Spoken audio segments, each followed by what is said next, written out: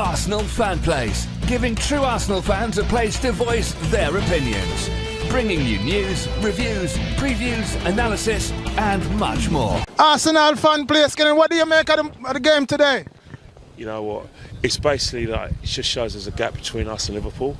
Like, one team was going for the league and one team's going for the top four. And it just shows you, right, if all the things that people have been saying about, you know, there's Man City and the rest, and maybe Chelsea a little bit behind Man City, the rest of the teams are just so far behind Liverpool and Man City that it showed today. You look at Liverpool's bench, you know, they've got players like Salah to come on, Firmino, Curtis Jones, Keita, you know, all those sort of players, and you know they've even got Simisas as well. All players have been bought for a lot of money. We've got players like Smith Rowe, no disrespect, Pepe, who's Arteta doesn't seem to fancy, and then Ketia. That is a gap.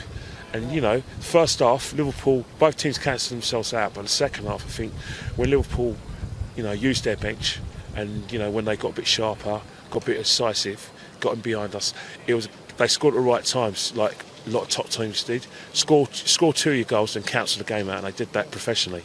And with we get a chance just before the score, and when you're playing against these big teams, you got to take your chance, and we didn't do that, and we get punished for it.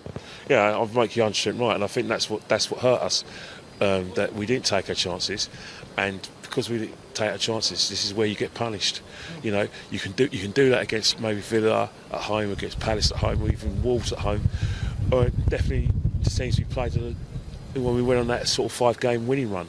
But against this team like Liverpool and Man City, it just doesn't. They don't let you in that much, and when they let you in, you know, you've got to take chances because you won't be let in again, and that's what killed us. But let's face it, you know, Liverpool's a levels above us. They've been playing together. This team's been playing together for about 4 years, and it showed. They know each other's games inside out, and they know how to, you know, go from like a slow tempo to a really quick tempo.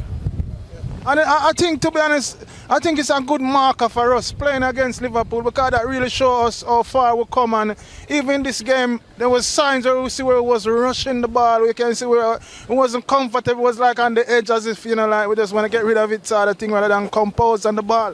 Well, yeah, definitely. But again, it's because we're forced to do it. It's because Liverpool are so organised. The first half, both, if you can say Liverpool guilty with that as well, because their passing wasn't as crisp as before, but it's because we forced them to stay, so pressed them when we had to, and you know, both teams had a good shape defensively in the first half. But you know, when you come out and change your room, you know, the team that can affect the game and change it with the options Liverpool have always made them favourites to take this game away from us, and they proved that today. Us, on the other hand, when we're playing, if we were playing, you know, like teams that are not Liverpool's level, then yeah, we could change the game. But against good defenders, against midfielders who work hard, and remember, Liverpool worked hard for the ball, and even their forwards, you know, they pressed, they tackled back. You know, this was and even when they were 2-0 up, they were professional. And this is levels. This is how big teams win things. You know, you don't just win things by, you know, brilliant goals or having these kind of moments. You work hard, and Liverpool worked harder than us today. We worked hard, but Liverpool are a professional outfit, play together a long time. We're a team that needs to get to know each other. We could see that there was levels above us, definitely. 100%. And one thing I would say about the team, and Arteta as well, he's willing to admit that he's trying to get there, you know, and this is where he's trying to get to. Liverpool have several years above us, and they definitely is a better team than us. As for the top four, what do you think this done to our top four hopes? It doesn't change anything really, because you know, let's face it, because we're in the team possession, because we've got games in hand. You know, after the effects, you know, you want to win the game, but we're still a team possession. We still got the points, which is more important than the games in hand. So it's still in our hands. But ask me after Aston Villa and Palace, and if we don't win both those games, then it's panic stations. Yeah. And I believe that game against Man U is going to be a massive game. I can just feel it coming. You know, I think that's a game where we're going to have to win. Well, you don't know what Man United turns up. You know, if Man United, because of the way they play and the fact that they don't press and work hard for the ball, good teams will beat them. We have to be one of those good teams to beat them. But you know what? It's too early to think about Man City. You know, before we play Man United, we've got to play Crystal Palace, Aston Villa, Brighton, and if Southampton don't get to the semi-finals, we've got to play Southampton. See how much football we played. You know what happened. 5 games in a row, we're controlling the destiny of the top 4. If we lose and drop points, other teams become favourites. So you've got to take one game at a time. It's a Tottenham win today as well, so they are back in the race. I would say it's like there's so much team in the race for that top 4. Well, that's the thing, no one's running away for it. People are going to drop points.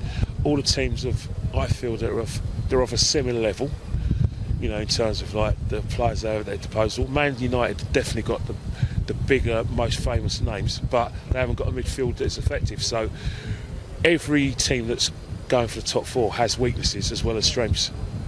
And I believe we are the more, the more team organised team out of all of them, to be honest. I believe, just that we're young, we're improving, while Man U have a lot of star, we're not gelling together, I don't think so.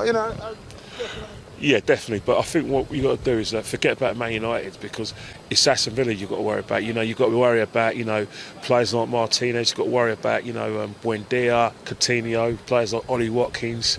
Those kind of players, and Danny Ings. That's who we should talk about. The Ronaldos and players like Cavani's. That's about 6 weeks away. Today and the weekend's about Aston Villa. Today is done now. Forget about Liverpool. No good thinking about it. It's Aston Villa. You can't play Man United without playing Villa. What's your prediction for that game? Depends. Well, physically, it's going to take a long time for us to get back into the groove, because 8:15 we play today, and then 12:30 on a Saturday. That's not too much time to prepare. But for me, I don't know. I'd say we'll win that 2-1. We'll get better winning ways, I hope. Thank you for the interview, Kenny, man. Nice one. Yeah. Thank you for watching Arsenal Fan Place. Don't forget to like, share, and subscribe. Thank you for watching Arsenal Fan Place. Don't forget to like, share, and subscribe.